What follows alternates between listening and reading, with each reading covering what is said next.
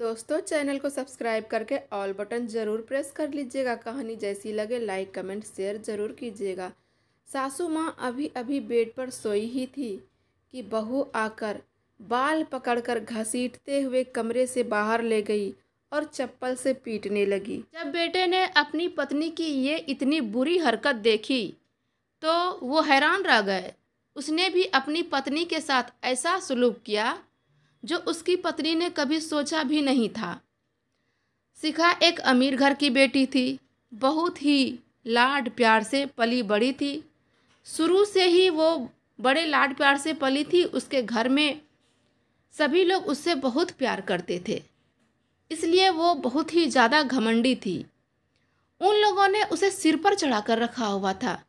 वो बहुत ही बदतमीज और घमंडी लड़की थी। ना तो उसे बड़ों से बात करना आता था, ना ही उसे किसी चीज़ की तमीज़ थी। शिखा हमेशा ही अपने पिता के पैसों के ऊपर बहुत ही ज़्यादा घमंड करती थी और उसके घर वालों ने कभी भी शिखा से ये नहीं कहा कि वो अपनी इस बर्ताव में परिवर्तन लाए, थोड़ा सुधर जाए, वरना ससुराल में उसे परेशानियां झेलनी पड़ सकती है। अब शिखा के पिता अपनी बेटी से बहुत प्यार करते थे और हर हाल में वो अपनी बेटी को खुश देखना चाहते थे। तो एक दिन शिखा के किसी रिश्तेदार में रोहित नाम के एक लड़के के लिए उसका रिश्ता भेजा गया। रोहित के परिवार में ज़्यादा लोग नहीं थे। कहने को तो रोहित का भरा पूरा परिवार था, चाचा, उसके बच्चे, लेकिन रोहित और उसका परिवार गांव से कुछ दूरी पर रहता था, शहर में बसा हुआ था। रोहित के पिताजी अपनी नौकरी के चलते शहर में आकर बस गए थे और तब से यह लोग यहाँ शहर में ही रहते थे। गांव में उनकी खेती बाड़ी और ज़मीन जायदाद सभी थे, लेकिन कभी कभी वो लोग गांव में चले जाया करते थे, बाकी तो वो लोग शहर में ही रहते थे। जब रोहित के लिए शिखा का रिश्ता बताया गया तो रोहित के घर वालों ने लड़की की फ़ोटो देखकर तो उसे पसंद कर लिया था, क्योंकि देखने में शिखा बहुत सुंदर थी और किसी की फ़ोटो से भला क्या पता चलेगा उसके व्यवहार के बारे में। शिखा के परिवार वालों ने शिखा को समझाया कि वो थोड़ा कम बोले, क्योंकि रोहित से पहले भी शिखा के लिए कई रिश्ते आए थे, लेकिन शिखा के ज़्यादा बोलने की वजह से वो रिश्ता टूट गया था। इस बार इसलिए सभी लोग डर रहे थे कि पता नहीं इस बार क्या होगा। रोहित की माताजी और रोहित की बहन अपने चाचा जी के साथ लड़की देखने के लिए आए तो रोहित को तो पहली नज़र में ही शिखा पसंद आ गई थी, क्योंकि वो बहुत ही ज़्यादा सुंदर थी। रोहित भी एजुकेटेड था, इसलिए शिखा की फैमिली वालों ने और शिखा ने भी उसे एक नज़र में पसंद कर लिया था। अब धीरे धीरे उनकी बातचीत होने लगी थी और जाने कैसे रोहित को शिखा के बारे में, उसके घमंडीपन के बारे में पता नहीं चल पाया। इसका एक कारण ये भी था कि शिखा रोहित को पसंद करने लगी थी और वो अच्छे से बातचीत करती थी, इसलिए वो नहीं चाहती थी कि उसकी किसी भी कारण से या फिर बदतमीजी के कारण से ये रिश्ता टूट जाए, और इसलिए वो रोहित के सामने अच्छा बनने का दिखावा करती रहती थी। ऐसा जताती थी जैसे वो मानो कितना सम्मान करती हो बड़ों का, उनकी बहुत इज्जत करती है सभी बड़ों का। और इसलिए रोहित भी इस बात से खुश था कि वो उसके परिवार में कितने ही जन हैं, एक उनकी माँ है और एक उनकी बहन है, और फिर वो कुछ समय बाद बहन की भी शादी हो जाएगी। उसके बाद रोहित को तो एक ऐसी ही लड़की चाहिए थी जो उसकी माँ की इज्जत करे, देखभाल करे, मान सम्मान करे और उसके अपने परिवार को अपने अंदर समेट ले, अच्छे से रखे। शिखा की झूठी बातों में रोहित आ गया और उसे लगा कि शिखा एक ऐसी लड़की है जो परिवार को संजो कर रखेगी और उसकी माँ का हमेशा ख्याल रखेगी। अब धीरे धीरे समय बीतता गया और उन दोनों की शादी हो गई। शादी के समय रोहित ने शिखा के घर वालों को दहेज में कुछ भी चीज़ देने के लिए मना किया था, लेकिन फिर भी शिखा के घर वालों ने अपनी बेटी की खुशी के लिए अपनी खुशी से उसकी सुविधा की हर एक चीज़ दी थी। एसी, कूलर, फ्रिज, माइक्रोवेव और अन्य सामान, सभी सामान दिए थे। रोहित ने अपने मुंह से किसी भी चीज़ की कोई मांग नहीं की थी, बल्कि उसने तो मना कर दिया था कि मुझे एक भी चीज़ नहीं चाहिए, जो ऐसे परिवार को संभाल कर रखे, बस ऐसी लड़की चाहिए। ये सब चीज़ तो मैं खुद भी खरीद सकता हूँ। ईश्वर की कृपा से मेरी ठीक ठाक नौकरी लगी हुई है और मैं किसी की भी चीज़ के लिए किसी पर निर्भर नहीं रहना चाहता हूँ। लेकिन शिखा ने तब यह कह दिया कि मेरे माँ पापा अपनी खुशी से दे रहे हैं तो आशीर्वाद समझकर रख लो। इस पर रोहित ने भी कुछ नहीं कहा। अब उन दोनों की शादी हो गई है। शादी के कुछ दिन बाद शुरू में तो शिखा बिल्कुल ऐसे ही बनने का दिखावा करती रही जैसे वो फ़ोन पर रोहित के सामने अच्छा बनने का नाटक करती रही। लेकिन नाटक करते करते ना जाने ये नाटक कब सच में बदल गया। सच को कितना दिन छुपा कर रख सकती, वो एक दिन बाहर आना ही था। और फिर इंसान अपनी फितरत को कभी नहीं बदल सकता है दोस्तों। बिल्कुल वही हाल शिखा का भी था। धीरे धीरे जैसे जैसे दिन बीते शिखा का दिखावा भी कम होता गया और अब तो शादी भी हो चुकी थी तो कोई क्या कह सकता था, कोई क्या कर सकता था। यही सब सोचकर शिखा बिल्कुल ऐसे ही रहने लगी थी अब जैसे पहले रहा करती थी शादी के। धीरे धीरे वो ननद को भी नापसंद करने लगी, बदतमीजी से बात करने लगी। लेकिन उनकी ननद माया इसलिए कुछ नहीं कहा करती थी क्योंकि वो छोटी थी, समझदार थी, कम से कम काम में बोलकर निकाल लेती थी। उसने सोचा कि कोई बात नहीं, भाभी वैसे भी मुझसे बड़ी है, अगर कभी कोई बात बोल दी तो क्या हो गया, क्या फर्क पड़ गया। और इस बारे में कुछ नहीं, अपनी माँ से कभी भी कुछ नहीं कहती थी। शादी के कुछ दिन बाद तक तो शिखा अपनी ननद को काम करने तक नहीं देती थी, लेकिन अब वो चाहती थी कि उसकी ननद हमेशा काम करते रहे। हद तो तब हो गई थी जब माया, उसकी ननद का एग्जाम उसके सर पर था और उसकी भाभी शिखा उसी से घर का सारा काम करवाती। शिखा चाहे जितना भी अच्छा बनने का दिखावा कर ले, लेकिन माया अब सब कुछ समझ चुकी थी। सच्चाई उससे छिप नहीं पा रही थी। माया की माँ माधुरी जी घर में ही रहती थी, इसलिए उसे भी अब सब कुछ दिखाई पड़ रहा था कि उसकी बहू कितनी काम करवाती है मेरी बेटी से। कितना नहीं उन्होंने अपनी बेटी को बैठने के लिए कहा और कहा कि तू पढ़ाई पर फोकस कर, घर का काम मैं कर लूँगी और फिर तेरी भाभी भी तो है ही, वो काम कर लेगी, तू अपना पढ़ाई कर। अभी माधुरी जी कहती हैं, बहू बेटा इधर आना, तुम्हारी ननद का एग्ज़ाम सर पे है तो ऐसा करो बेटा, घर का काम आज से तुम और मैं मिलकर कर लेंगे, इसे पढ़ाई करने दो।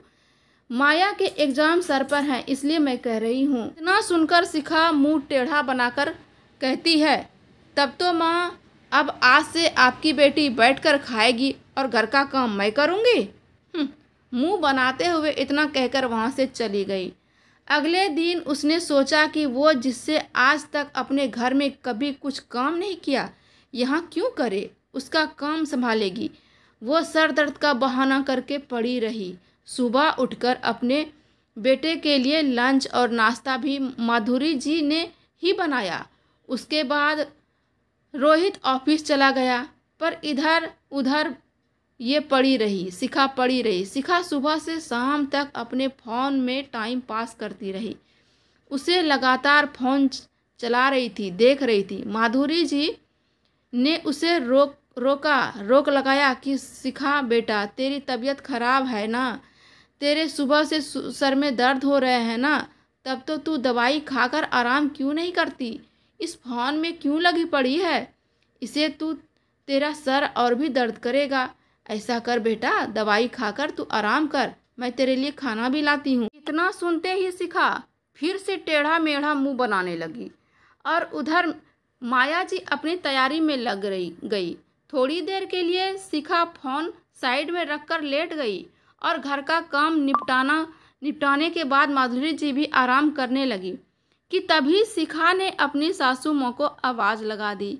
कहा कि माँ जी, माया दीदी से कहकर मेरे लिए कुछ हल्का फुल्का सा हलवा बनवा दीजिए ना, सर में बहुत दर्द हो रहा है माँ जी, भारी भारी सा लग रहा है सर, इसलिए कुछ खाने का मन कर रहा है। आप माया दीदी से बोल के कुछ मेरे लिए हलवा बनवा दीजिए ना। फिर माया जी अपने बेड से उठ गई और बहू को कहती है, बहू देख, तेरी ननद माया दीदी वो एग्ज़ाम की तैयारी कर रही है ना, तो उसे डिस्टर्ब क्यों करती है। मैं तेरे लिए हल्का फुल्का सा हलवा बना लाती हूँ ना, तू हलवा खाकर आराम से सो जाना बहू। माधुरी जी हलवा बना लाती है अपनी बहू के लिए, वो खाकर सो जाती है। इधर शाम को फिर से शिखा के सर में दर्द होना शुरू हो गया और अब लगातार कई दिन तक यही चलता रहा। जब सुबह को लगातार माधुरी जी ही नाश्ता बनाकर रोहित को देती रही तो रोहित ने अपनी पत्नी शिखा को आवाज़ लगाई। रोहित की आवाज़ सुनकर शिखा फट से नीचे आ गई और बोली कि क्या हुआ, क्या बात है, इतने ज़ोर से क्यों चिल्ला रहे हो। रोहित कुछ चाहिए तुझे क्या, आपको। तब रोहित ने थोड़ी नाराज़गी में उससे बात की और कहा कि शिखा ये सब क्या है, तुम्हारे होते हुए मेरी माँ हर रोज़ खाना बनाकर हमें दे, ये अच्छा लगता है क्या। तुम मेरे लिए नाश्ता भी नहीं बना सकती। अभी शिखा सरदर्द का ड्रामा करने लगी। अब तभी रोहित कहते हैं अभी तक तो तुम बिल्कुल ठीक थी, काम कहते ही तुम्हारे सर में दर्द होने लगा, तुमसे तो बिल्कुल हद है।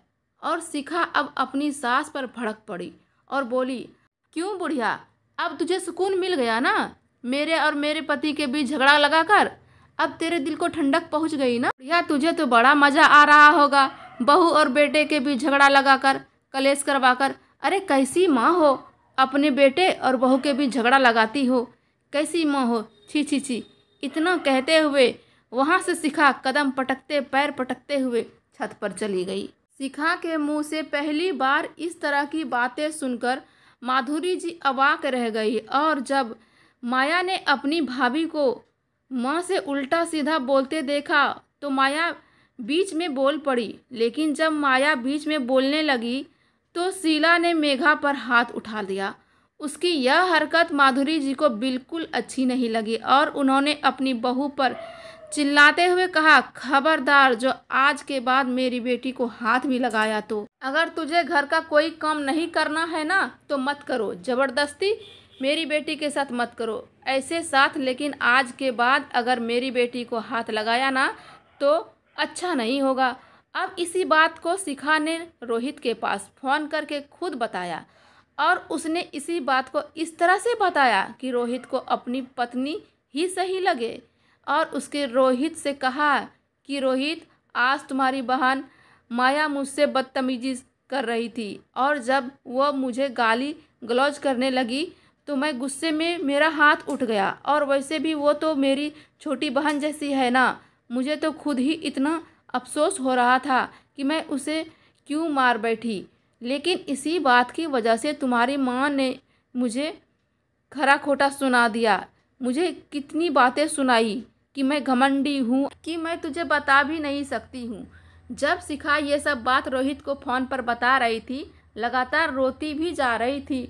जैसे जैसे फ़ोन पर शांत करवाया जैसे रोहित ने कहा कि तुम परेशान मत हो, शाम को अगर मैं माँ और माया से बात करूँगा। शाम को जब वो घर आया तो उसने आकर माया को डांट लगाई और कहा कि अगर उसने थप्पड़ लगा ही दिया तो कौन सी बड़ी बात हो गई, तुम्हारी बड़ी भाभी है, तुम्हारी माँ समान है और तुम इतनी सी बात पर उल्टी जुबान चला रही थी। और माँ आपसे मुझे ये उम्मीद नहीं थी, आपने भी वही किया जो माया ने किया मेरी पत्नी के साथ। तभी सामने से शिखा आकर अपनी सासू माँ को कहती है माँ जी आपने ये बिल्कुल अच्छा नहीं किया, एक बहू और बेटी में इतना ज़्यादा फ़र्क समझना अच्छी बात नहीं है। आप तो अपनी बेटी की इतनी तारीफ़दारी कर रही हैं जैसे उसने कुछ किया ही नहीं। तब माधुरी जी कहती हैं देखो बहू, मैं अच्छी तरह जानती हूँ क्या सही और क्या गलत हो रहा है घर में। सच में मेरी बेटी ने कुछ नहीं किया तो उसे भला मैं क्यों बुरा कहूँ, क्यों गलत ठहराऊँ। इतना सब कुछ होने के बाद रोहित अपनी माँ को कहता है माँ देखो, मेरी पत्नी कोई पागल तो नहीं है ना कि बिना कुछ किए माया को थप्पड़ लगा दी। उसने ज़रूर कुछ न कुछ गलत किया होगा तभी मेरी पत्नी ने थप्पड़ लगाया होगा। माँ आप बेवजह में अपनी बहू और बेटी में इतना फ़र्क कर रही हो। इतना सुनते ही माधुरी जी कहती हैं बेटा तुझे हो क्या गया है, मैं फ़र्क नहीं कर रही हूँ, सच में माया ने कोई गलती नहीं की है तो मैं क्या बोलूँ। अरे मैंने तो इसे कभी कुछ नहीं कहा तेरी पत्नी को, यहाँ तक कि मैंने तो कभी इससे ये तक नहीं कहा कि उठकर काम कर ले।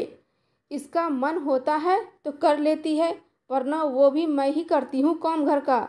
इस पर शिखा बोली, देखा देखा रोहित, मेरी बीमारी में भी तुम्हारी माँ ने 2 दिन काम करवाया है मुझसे। उसका भी ताना मार रही है, उसका भी एहसान दिखा रही है। बस माँ जी बस, आज के बाद चाहे मैं मर जाऊँ, चाहे मैं कितनी भी बीमार रहूँ, मैं आपको काम नहीं करने दूंगी, सारा काम खुद ही कर लूँगी।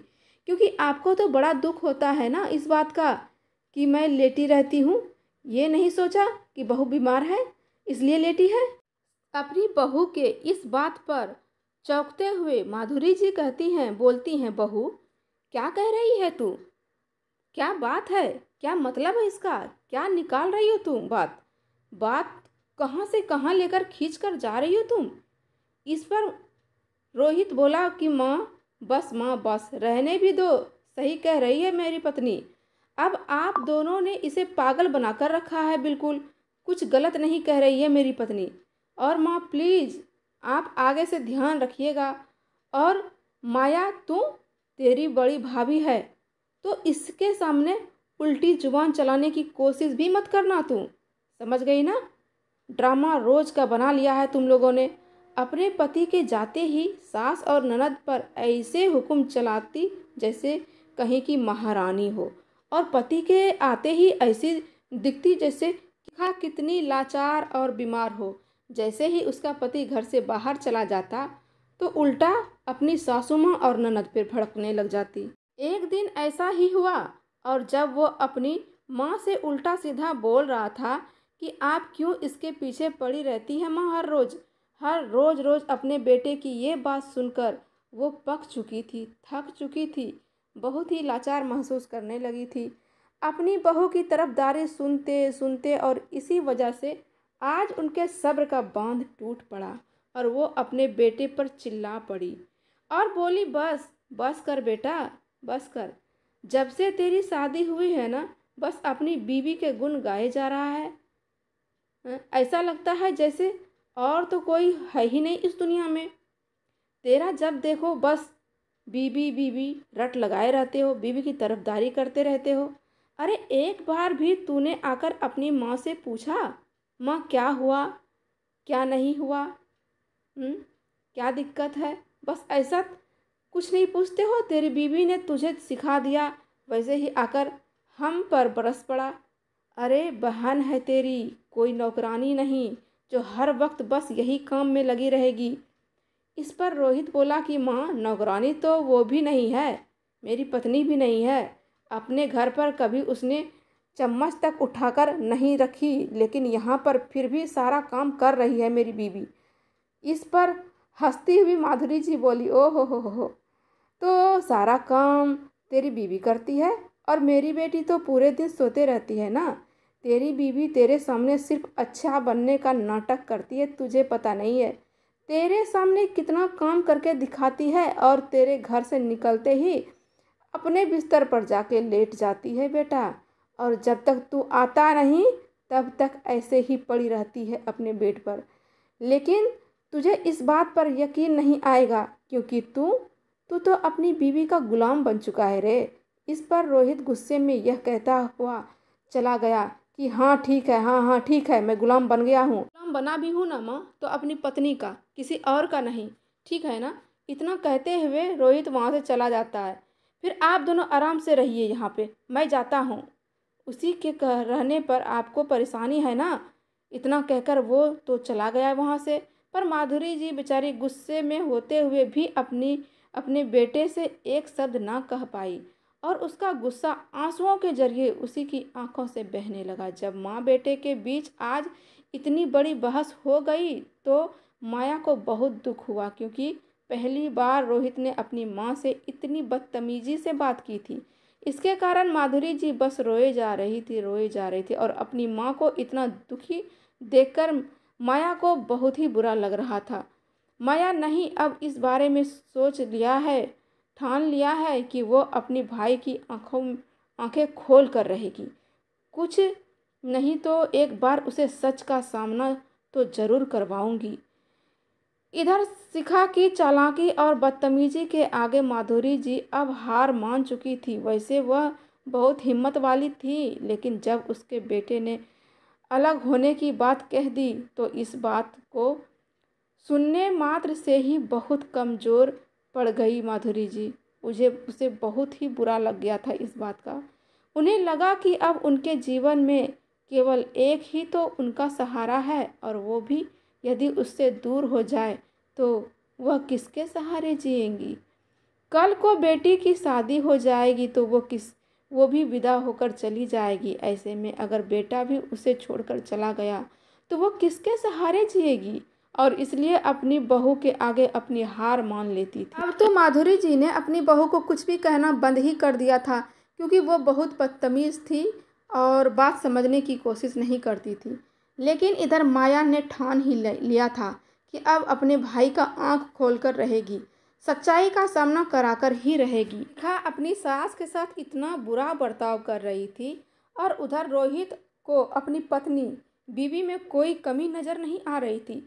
एक दिन वॉशिंग मशीन खराब हो गई, या शिखा ने जानबूझकर उसकी वायर को काट दिया ताकि उसकी सास हाथ से के सहारे कपड़े धोए, और क्योंकि शिखा ने सभी भारी कपड़े धोने के लिए भी कहा था, तो माधुरी जी बाथरूम में बैठकर कपड़े धोने लगी, और काम करते करते उन्हें बहुत समय हो गया।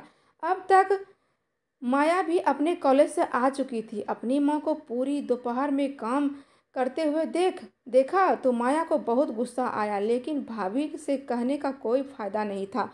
इधर शिखा को एक भी बच्चा नहीं था अभी तक, क्योंकि शिखा की शादी को तो 2 साल हो चुके थे, और माधुरी जी और माया को बर्दाश्त करते करते भी 2 साल बीत चुके थे। लेकिन अब शिखा की बदतमीजी बर्दाश्त की हद के बाहर थी। वो ना तो माया को ना तो माधुरी जी को वॉशिंग मशीन में कपड़े धोने देती, और ना ही कुछ करने देती। यहाँ तक कि गर्मी में उन्हें फ्रिज में से ठंडा पानी तक नहीं लेने देती थी। बहुत ही ज़्यादा बदतमीज़ थी शिखा। कहती है बस मेरे पापा ने दिया है, कोई हाथ नहीं लगाएगा, तो बस मेरे पापा और मेरे पापा ही रटते रहती थी। पति के लिए तुम लोगों का इस पर कोई अधिकार नहीं है, ऐसी ऊंची हरकतें किया करती थी। लेकिन वे बेचारी क्या ही कर सकती थी। अभी तक माया की पढ़ाई पूरी नहीं हुई थी, वो दिन रात मेहनत कर रही थी। इसलिए उसकी माँ चाहती थी कि उसकी पढ़ाई पूरी होने के बाद ही उसकी शादी करे, और इसलिए बेचारी माया की यह सब चीज़ झेल रही थी। अब माया ने एक दिन निश्चय किया कि वह अपने भाई के ऑफिस में जाकर उससे बात करेगी, और उस दिन कॉलेज ना जाकर माया अपने भाई के पास पहुंच गई, और उसने उससे कहा कि भैया आप हर समय भाभी की बातों में आकर मुझे और माँ को डांट लगा देते हैं। मैं यह नहीं कहती कि आप गलत हैं, आप भाभी का साथ दीजिए, क्योंकि भाभी इस घर में आप ही की वजह से है। आप ही के लिए वो अपना घर परिवार छोड़कर आई है। लेकिन भैया मेरा और माँ का भी आपके अलावा कोई नहीं है। हम आपके बीच झगड़ा नहीं करवाना चाहते, बस इतना चाहती हूँ भैया कि आप सही को सही और गलत को गलत कहें। बस एक बार भाभी की बातों में ना आकर खुद सच का पता लगाने की कोशिश करें। सच क्या है, और अगर उसके बाद भी आपकी माँ और मैं ही दोषी लगती हूँ तो मैं पढ़ाई पूरी नहीं करूँगी। पढ़ाई की कसम, अगर मैं और मेरी माँ दोषी साबित हुई तो आज आप तुरंत मेरी शादी करवा दीजिएगा। मैं अपनी पढ़ाई छोड़ने को तैयार हूँ। लेकिन अगर ऐसा नहीं हुआ तो आप भाभी को उसके किए की सज़ा ज़रूर देंगे। इतना सुनने के बाद रोहित तो पहले अपनी बहन का बात सुनना ही नहीं चाहता था, लेकिन बहुत ही ज़्यादा रिक्वेस्ट करने के बाद रोहित अपनी बहन की बात मान लेता है और उसका सब सुन लेता है। लेकिन अपनी बहन की बात सुनकर रोहित को लगा कि माया ने बात तो बिल्कुल सही कही है, और फिर रोहित ने कभी अपनी आंखों से अपनी बहन और अपनी माँ को शिखा पर अत्याचार करते हुए भी नहीं देखा। ही उसने कभी अपनी माँ और बहन को उसकी पत्नी के खिलाफ अत्याचार करते हुए देखा। तभी माया कहती है भैया अगर आप कहें तो मैं आपकी मदद कर सकती हूँ आपके काम में, या आप चाहें तो आप खुद जैसा समझे आप ठीक समझें। वैसे सच पता करने की कोशिश करें। इतना कहकर माया वहाँ से अपने घर चली आई। 2 साल से वो लोग बहुत बर्दाश्त कर रहे थे, लेकिन बस आज जब माया ने अपने कानों से अपनी भाभी को गालियाँ देते हुए सुना, जब अपनी माँ को उसने रोते हुए देखा, तो माया की बर्दाश्त की हद पार हो गई और उसने सोच लिया था कि अपनी भाभी का असली चेहरा भाई के आगे लाकर ही रहेगी, और इसलिए उसने अपने फ़ोन का इस्तेमाल किया और अपने भाई के लिए अपनी भाभी पर जासूस करना शुरू कर दिया। उसकी भाभी जब भी उसकी माँ के साथ बदतमीजी करती, तभी चुपके से वो वीडियो बना लिया करती। अब उसने वीडियो बनाकर अपने भाई को भेजे, लेकिन रोहित को अपनी पत्नी की बातों में इतना ज़्यादा आ चुका था कि उसे अब भी यकीन नहीं हो रहा था। अपनी बहन से कहता है कि क्या पता हो सके तू एडिट करके मेरी पत्नी को बदनाम करने की कोशिश कर रही है और मुझे ये वीडियो दिखा रही है। इस बात पर माया को बहुत अफसोस हुआ और उसने अपने भाई से कहा भी कि भैया, आपको 2 साल पहले आई अपनी पत्नी पर इतना भरोसा है और आपको 25 साल से पाल रही अपनी माँ पर बिल्कुल भरोसा नहीं है। कोई बात नहीं भैया, वीडियो कॉल पर अगर मैं आपको ये सब दिखाऊंगी तब तो आप यकीन करेंगे ना, या तब भी नहीं करेंगे कि वो भाभी नहीं है, भाभी का कोई भूत है। या फिर आप एक काम कीजिएगा, मैं आपको किसी दिन यह सब आपकी आंखों से दिखाऊंगी। बस जिस दिन मैं आपको बुलाऊं ना, आप ऑफिस से तभी तुरंत चले आना, बिना भाभी को बताए, तो अपनी आंखों से आप सब कुछ देख लेना। इस बात के लिए रोहित भी यह सोचकर राजी हो गया कि कम से कम हर रोज के झंझट से जान छूटेगी। अगर माया झूठी निकली तो वो माया की शादी करवा देगा, इस घर से विदा कर देगा और उसके बाद झगड़ा ही कम हो जाएगा, झगड़ा ख़त्म हो जाएगा। क्योंकि शिखा ने सबसे ज़्यादा बुरा तो माया को ही बना रखा था कि वही झगड़ती है।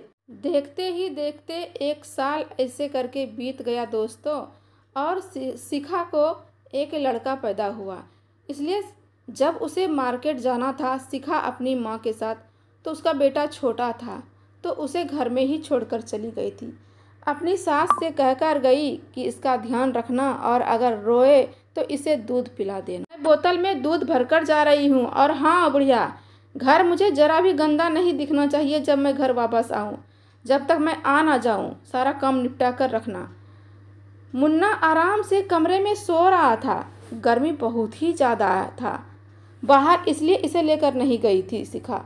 एसी ऑन कर रखी है, एक बार उसे देख लेना चाहिए। उसकी सासू माँ को ऐसा लगा कि छोटा बच्चा है, एसी ऑन करके चली गई है, एक बार बच्चे को देख लेना चाहिए, उसे ठंड तो नहीं लग रही। और शिखा कहकर भी यही गई थी कि माँ जी आप ध्यान देती रहना, अगर रूम ठंडा हो जाएगा तो एसी बंद कर देना और बार बार मेरे कमरे में नहीं जाना। बाहर खाट पर ही चुपचाप लेटी रहना, पड़ी रहना अपने खाट पर, मेरे कमरे में सोने की ज़रूरत नहीं है। बार बार चक्कर मत लगाना मेरे कमरे में, मेरा कमरा गंदा हो जाएगा। माया ने अपनी भाभी की यह बात सुन ली थी और इसे मौका मिल गया कि वो अपने भाई के सामने इसकी सच्चाई ला सके। माया ने अपनी माँ को कहा कि माँ आप कोई काम मत कीजिए, आप आराम कीजिए, आराम से लेट जाइए। वैसे भी मुन्ना सो रहा है, आप उसी के पास जाकर लेट जाइए ना, वो अकेला है, गिर जाएगा, छोटा बच्चा है, कहीं डर गया तो कहीं डर ना लग जाए उसे। यह बात कहते हुए माया ने वीडियो बना ली। वह हर चीज़ का सबूत अपने पास रखना चाहती थी ताकि उसका भाई कल को उसे झूठ ना कह सके। अब माया ने अपनी माँ से कहा कि माँ आप आराम कर लीजिए। अपनी बेटी के कहने पे माया जी अपने पोते के कमरे में उसके पास जाकर लेट गया। इधर माया अपनी भाभी को फ़ोन लगाती है। भाभी आप कितने देर में आ रही हैं और कितना समय लगेगा आपको? तो शिखा कहती है अभी और 1 घंटा लगेगा। क्यों, तुम क्यों पूछ रही हो? तुम कहीं की महारानी हो क्या जो हर बात तुझे बताते रहूं? इधर माया ने तुरंत ही अपने भाई को फ़ोन कर दिया और कहा कि आप 15 मिनट में भाई ऑफिस से निकल जाना, और हाँ घर पर आने के बाद अगर आपको शोर श्रवण सुनाई दे तो तुरंत बीच में मत बोलना, चुपचाप सुनते रहना कि कौन क्या कह रहा है और देखते रहना। रोहित एक बार को सोचने लगा कि वो शिखा को बता दे, लेकिन फिर उसने सोचा कि जब शिखा सही है तो उसे डरने की क्या बात ज़रूरत है। वो बिन बताए भी जाएगा, तब भी उसे कौन सी परेशानी हो जाएगी। यही सोचकर वह कुछ देर बाद ऑफिस से निकल पड़ा। और इधर माया बड़ी ही चालाकी से जो अपनी माँ को बोल रखी थी कि माँ आप आराम कर लो, बाबू के पास पोते के पास लेट के मैं सारा काम कर लूँगी, उसने एक भी काम नहीं किया था। जब तक शिखा घर पहुँच गई तब तक मेघा भी अपने कमरे में, माया भी अपने कमरे में आराम करने जा चुकी थी। जैसे ही शिखा घर पहुँची तो उसने पाया कि घर गंदा पड़ा हुआ है और पूरे घर को जैसा वो छोड़कर गई थी बिल्कुल वैसा ही गंदा पड़ा हुआ था। यह देखते ही वह बहुत तेज आवाज़ में अपनी सास का नाम लेकर पुकारने लगी और बोली, अरे ओ माधुरी, माधुरी कहाँ मर गई तू बुढ़िया, कहाँ है तू। एक तो बार बार आवाज़ देने पर कोई नहीं बोलता, तब तक अपने कमरे का दरवाज़ा खोलने लगी। और जैसे ही उसने कमरे का दरवाज़ा खोला उसने देखा कि उसकी सास उसके बेटे के पास बेड पर सोई हुई है।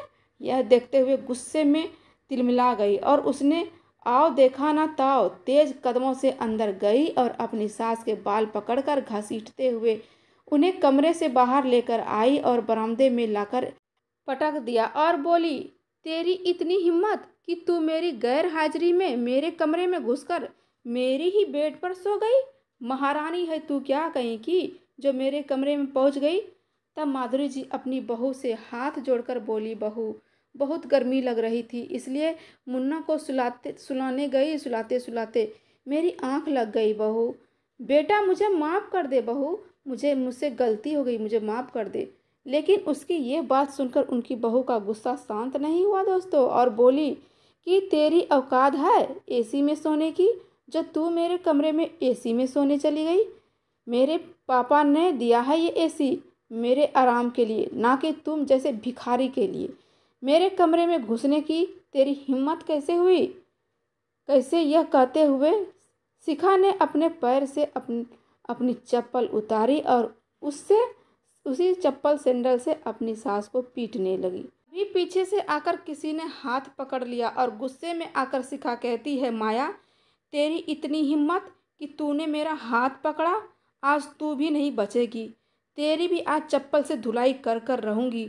आज तो दोनों माँ बेटी का मैं पूरा मार कर तुझे सबक सिखा कर रहूँगी। इतना कहते हुए शिखा जैसे ही पीछे मुड़कर देखी तब पाया कि उसका हाथ माया ने नहीं पकड़ा है, रोहित ने पकड़ा हुआ था।